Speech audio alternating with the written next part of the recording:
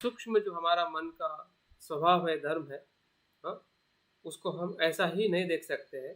हाँ, लेकिन ज़रूर देख सकते हैं अगर हम 51 प्रकार के चैत्य धर्म को, उसमें से भले 51 प्रकार के चैत्य धर्म अगर हमें याद भी नहीं रहते हैं, लेकिन उसके जो मुख्य मुख्य जो चैत्य धर्म है उसको भी अगर याद रख के उसको अगर हम पहचानने का प्रयास करते हैं कि कुशल के दो चार है, अकुशल के दो चार है, हाँ, और सर्वत्रक के है, तो इस प्रकार से भी हम अपने चित्त के उस आंतरिक जो उसका अस्तित्व जो है वहाँ तक पहुँच सकते हैं।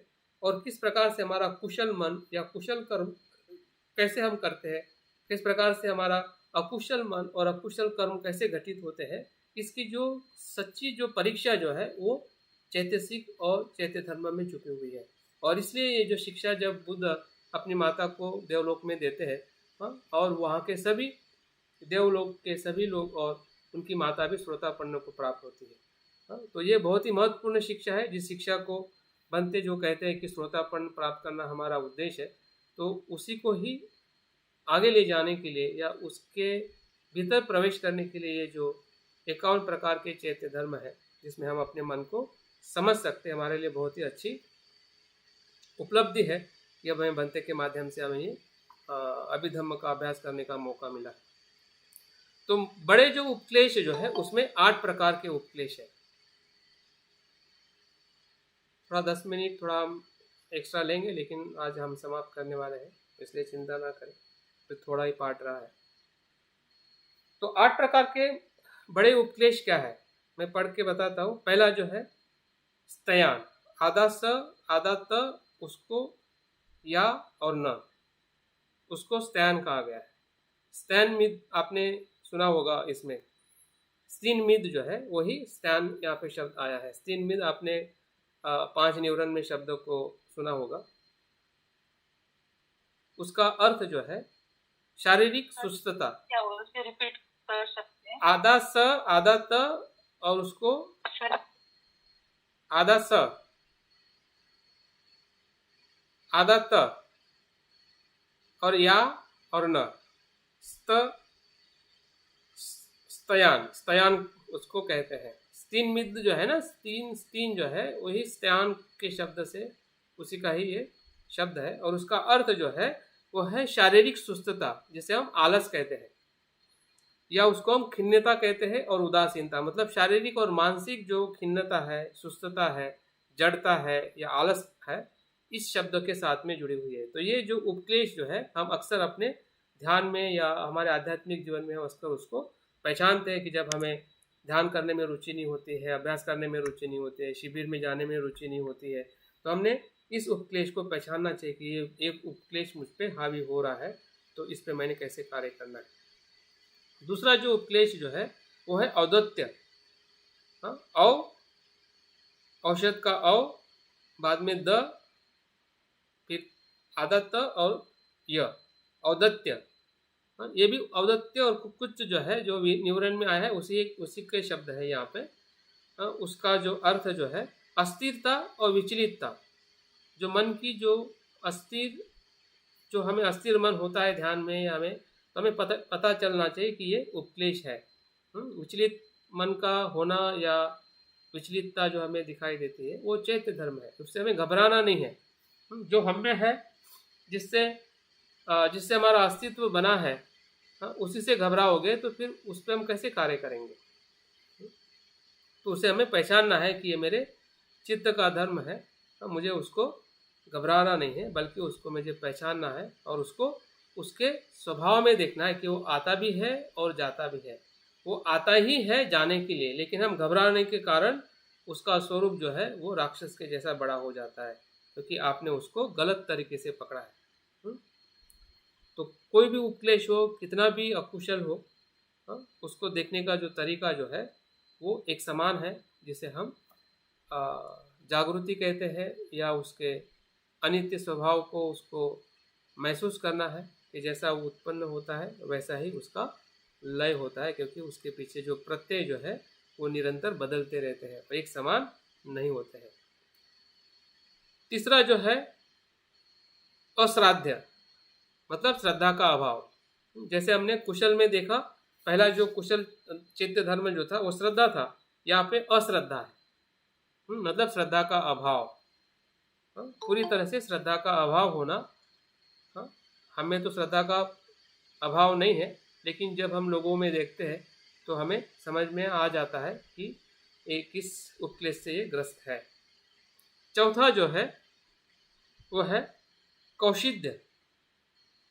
ये कौशिद्य भी आलस के जैसा ही है, उसमें भी शिथिलता का ही अनुभव होता है। कौशिद्य। पांचवा जो है प्रमाद। ये प्रमाद शब्द हमने अनेकों बार सुना होगा, प्रमाद और अप्रमाद। ये प्रमाद शब्द जो है अप्रमाद का विरोधी है। प्रमाद का अर्थ होता है अजागरूक, बेशुद्धि, असजगता, स्व के मन को शुद्ध करने का प्रयत्न न करना, ये प्रमाद है। अपने मन को शुद्ध न करने का प्रयत्न करना, ये प्रमाद है। प्रमाद में रहना, मद में रहना, संसार के अस्तित्व में ही फंसे रहना, अजागरूक अवस्था में रहना, यही प्रमाद है। तो ऐसा भाव, ऐसा जब भी हम अपने मन में देखते हैं तो हमने पहचान में आना चाहिए कि मेरा प्रमाद है, ये मेरे मन में उत्पन्न हो रहा है। कब हो रहा है, किस विषय के साथ में हो रहा है, कितने समय तक रहता है। तो इसकी सभी जानकारी हम जैसे जैसे हम लेते हैं वैसे वैसे वो मन जो है बदलने लगता है, क्योंकि हम उसको देखते नहीं हैं, पहचानते नहीं हैं, और उस पर फिर कार्य करने का हमें मौका भी नहीं मिलता है। और हमें लगता है कि ये बार बार ऐसा क्यों हो रहा है। हम बार बार अपने आप को ही कोसते रहते हैं। अपने आप को ही हम अपराधी समझते लगते हैं कि मैं इतना प्रयास कर रहा हूँ फिर भी मेरा मन अच्छा क्यों नहीं हो रहा है, क्योंकि हम मन को देखने का प्रयास नहीं कर रहे हैं, सिर्फ चलने का प्रयास कर रहे हैं। हम मजूरी कर रहे हैं, लेकिन मजूरी करते समय हमने जागरूकता से मजूरी करनी है। प्रयास करना है, लेकिन स्मार्ट प्रयास करना है, हार्ड प्रयास नहीं करना है। अगर हार्ड प्रयास करेंगे तो हम थक जाएंगे, स्मार्ट प्रयास करेंगे तो हम आगे तक बुद्धत्व तक जा सकते हैं। छठा जो उपक्लेश जो है वो मुशीत स्मृति कहा गया है। मुशीत स्मृति, ये है स्मृति का अभाव। इसमें भंते बताते हैं कि आप या हम एक चीज करते हैं, दूसरी छोड़ देते हैं, फिर तीसरी करते हैं, फिर चौथी करते हैं, और पहला काम भूल जाते हैं कि हमने अभी ध्यान करने के लिए शुरुआत किया था। फिर आनापानसति में तुरंत हम मैत्री भावना में जंप कर लेते हैं। फिर लगता है कि नहीं अभी मैत्री भावना नहीं, अभी मैं पढ़ने के लिए बैठ जाऊँ, या फिर मैं ये करूँ, मैं वो करूँ। तो पहला जो हम कर्म कर रहे हैं उसके पूरी तरह से हम भूल जाते हैं, दूसरे कर्म में हम चले जाते हैं। तो इस प्रकार की जो हमारी मुशीत स्मृति जो है उसको भी हमने समझने का प्रयास करना चाहिए कि ऐसे कोई भी हमारे कर्म हमसे हो रहे हैं, या हमसे ऐसे कुछ हमें स्वभाव दिखाई दे रहा है, तो उसके पीछे का अचैत्य धर्म हमें समझ में आना चाहिए, किसी के कारण ये सब चीज़ें हो रही है। तो इससे हमें अपने दुख का अनुभव होने लगता है कि भंते कहते हैं कि जो अकुशल जो चित्त जो है वो मन की बीमारी है, और मन की बीमारी को शुद्ध तभी किया जा सकता है जब मन के बीमारी को कारणों को हम देखेंगे। तो ये कारण हमें जैसे जैसे पता चलेगा वैसे वैसे हम स्वयं का ही शुद्धिकरण करते रहेंगे, क्योंकि हम स्वयं के डॉक्टर बनेंगे। हमें पता चलने लगा कि मेरा मन जो अकुशल हो रहा है वो कहीं बाहर के विषय से नहीं, बाहर के परिस्थितियों से नहीं, बाहर के व्यक्तियों से नहीं, बल्कि मेरे चित्त में जो उपक्लेश निर्माण हो रहा है उसी के कारण मैं सभी दुखों में मैं फंस रहा हूँ, या फिर मेरा दुख बढ़ते जा रहा है, नहीं कि बाहर की परिस्थिति, नहीं कि बाहर के कोई लोग। तो इस प्रकार से हम अपनी जिम्मेदारी खुद ले सकते हैं जब हमें उसका कारण पता चलेगा। अगर हमें कारण ही पता नहीं चलेगा कि मेरे भीतर के उपक्लेश की वजह से ये हो रहा है, तो हम हमेशा उस कारण को बाहर ही ढूंढेंगे, और वो ढूंढने से भी मिलने वाला नहीं है। सातवां जो उपक्लेश जो है जिसे विक्षेप कहते हैं। विक्षेप का जो अर्थ जो है वो चंचलता होता है, मन का भटकाव होता है। जब हमेशा हमारा मन जैसे कि बंदर एक डाली से दूसरी डाली पे फल को खाते रहता है और आधा अधूरा खा के चला जाता है, तो इस प्रकार से हमारा जो विक्षेप जो चित्त जो है, या विक्षेप चित्त में जो हमारा मन के भाव जो है, आधा अधूरा कार्य करके छोड़ना, चंचलता में रहना, कोई भी कार्य पूर्ण रूप से एकरूपता से नहीं कर पाना, तो समझ जाइए कि वो हमारे विक्षेप जो चैत्य धर्म है उसके कारण घटित हो रहा है। और आठवां जो है वो है असांप्रजन्य। हाँ, ये फिर से स्मृति के साथ में ही जुड़ा हुआ ये शब्द है। अभी स्मृति के साथ सांप्रजन्य का विरुद्ध में असांप्रजन्य। सांप्रजन्य में क्या होता है कि हम अपने वर्तमान के उद्देश्य के प्रति जागरूक रहते हैं कि अभी मैं जो कर रहा हूँ उसका उद्देश्य क्या है, और उसी उद्देश्य के साथ में हम बने रहते हैं। असांप्रजन्य में क्या होता है कि हम बार बार उद्देश्य को भूल जाते हैं कि अभी क्या कर रहा हूँ, बाद में क्या करना है, और वो कर्म का जो हमारा उद्देश्य है, हाँ, जो हो रहा है, हाँ, उसकी जागृति नहीं होना ही असांप्रजन्यता है। जैसे कि हमारी काया यहाँ पे बैठी है, हमारा शरीर बैठा है, तो शरीर की हमारी जागृति नहीं होना, हमें जो वेदना हो रही है वेदना की जागृति नहीं होना, हमारे मन में जो विचार आ रहे हैं, भावना आ रहे हैं, उसकी जागृति नहीं होना, वही असांप्रजन्यता है। तो इसके प्रति भी हम सजग होना है कि ये इस प्रकार के जो 8 उपक्लेश जो है, जो हमारे अकुशल चित्त में क्षण प्रति क्षण वो निर्माण होते हैं और लय होते हैं, और उस भाव को जैसे जैसे हम उसको पहचानते हैं वैसे वैसे उसकी जो गति जो है और उसका प्रमाण जो है कम होने लगता है। हाँ? देखने का मतलब क्या है? आप बोलोगे देखने से कैसे कम हो सकता है? वो देखने से इसलिए कम हो सकता है क्योंकि उसकी जो क्षमता जो है इसलिए बढ़ती है कि हम नहीं देखते हैं। आप बोलेंगे कैसे पॉसिबल है कि देखने से कम हो जाएगा? वही तो स्मृति का जादू है। हाँ? इसलिए तो स्मृति को आग कहा गया है। आग क्या कर सकती है? आग का जादू हमें पता है। हाँ? वो जला भी सकती है और पानी को भाप में बदल सकती है, और आग से और लोहे को भी पिघला सकती है। तो स्मृति को आप ऐसा ही मत समझिए कि ये कैसे संभव है, सिर्फ उसको इस्तेमाल करके देखिए, आपको पता चल जाएगा।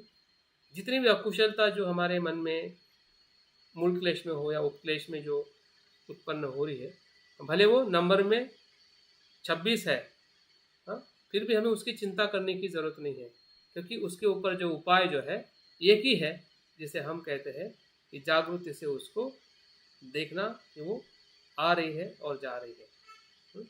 उसके जो होने का अस्तित्व जो है उसको हमें महसूस करना है कि वो है, वो आती है क्योंकि वो बीज रूप में अंदर है। वो इसलिए नहीं आती है कि बाहर के किसी घटना के कारण, जैसे हमें द्वेष आता है तो हम कहते हैं कि उसके वजह से द्वेष आया। ऐसा क्यों कहते हैं?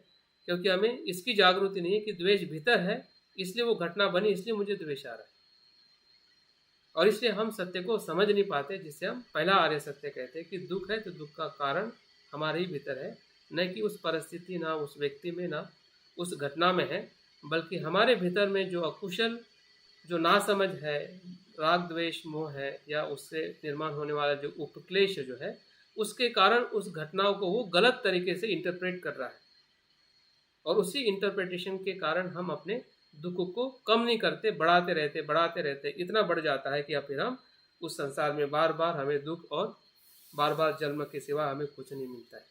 और इस प्रकार से हमने अपने उपक्लेशों को या मूल क्लेशों को हमें समझना है। और अंतिम और 4 जो क्लेश जो है उसको अनियत चैत्य धर्म कहा गया है, कि जो अनिश्चित है, जो निश्चित नहीं है, ऐसे 4 उपक्लेश है, 4 क्लेश है, जो ना कुशल है ना अकुशल है, वो दोनों भी रहते हैं, वो सकारात्मक भी होते हैं और नकारात्मक भी हो सकते हैं। इस प्रकार के 4 चैत्य धर्म है। ये शायद इसके पहले भी रिपीट हुए हैं, फिर से उसको आखिरी में बताया गया है कि वो जो है वो है पहला जो है मिद है, जिसको शारीरिक आलस कहते हैं, कोकृत्तमी है जिसको पश्चाताप और चिंता कहते हैं, और तीसरा जो है वितर्क है, और चौथा है विचार है। तो ये 4 प्रकार के जो अनियत चैत्य धर्म जो है वो अनिश्चित है, कभी भी आ सकते हैं, कभी भी जा सकते हैं, वो कुशल स्वरूप में भी हो सकते हैं, जैसे कि हम ध्यान में मिद और कोकृत्त आ जाता है, और वितर्क और विचार भी आ जाता है, जो हमें ध्यान के अंगों में हम देखते हैं। तो इस प्रकार से जो दोनों चित्त की अवस्था में इसका रहना, इसका आना ही उसका गुण धर्म है, इसलिए उसको अनियत चैत्य धर्म कहा गया है। वो उसका कोई निश्चित समय, निश्चित चित्त नहीं है, वो कुशल चित्त में भी उत्पन्न होता है और अकुशल चित्त में भी उसका उत्पन्न होना उसका धर्म है, और इसके कारण उसको 4 प्रकार के अनियत चैत्य धर्म कहा जाता है। इस प्रकार से 51 प्रकार के जो चैत्य धर्म है वो हमारा मन है, और इस चैत्य धर्म को जानने से ही हम हमारे मन को, स्वभाव को, चरित्र को, सुख को, दुख को, संसार को, निर्वाण को, बुद्धत्व को, सबको हम जान सकते हैं। हाँ, क्योंकि ये पहला क्या है इसमें? हाँ, पहला क्या है ये? मिद मिद मिद मी आधा ध उसको ध द मिद मिद आलस, तंद्री तंद्री बोलते हैं ना, ध्यान में तंद्री आती है, वो मिद है। और कोकृत्य मतलब पश्चाताप, चिंता, अकुशल कर्म का पश्चाताप। बुद्ध अकुशल कर्म का पश्चाताप। हाँ, कोकृत्य मतलब अकुशल कर्म का पश्चाताप, चिंता।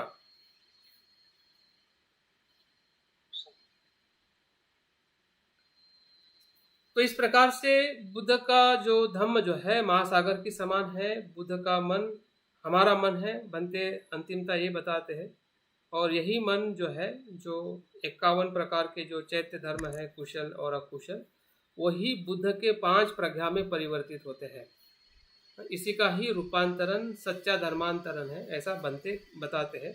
ये 5 प्रकार की जो प्रज्ञा जो है, जो 5 प्रकार के बुद्धों में हम अभ्यास करते हैं, अक्षुभ की प्रज्ञा हो, जिसे आईने जैसी प्रज्ञा कहते हैं, रत्न संभव की प्रज्ञा है, समानता की प्रज्ञा है, अमिताभ बुद्ध की प्रज्ञा है, विवेक की प्रज्ञा है, और अमोघ सिद्धि की प्रज्ञा है, वो सक्रिय प्रज्ञा है, और वैरोचन की प्रज्ञा जो है वो धर्म धातु की प्रज्ञा है।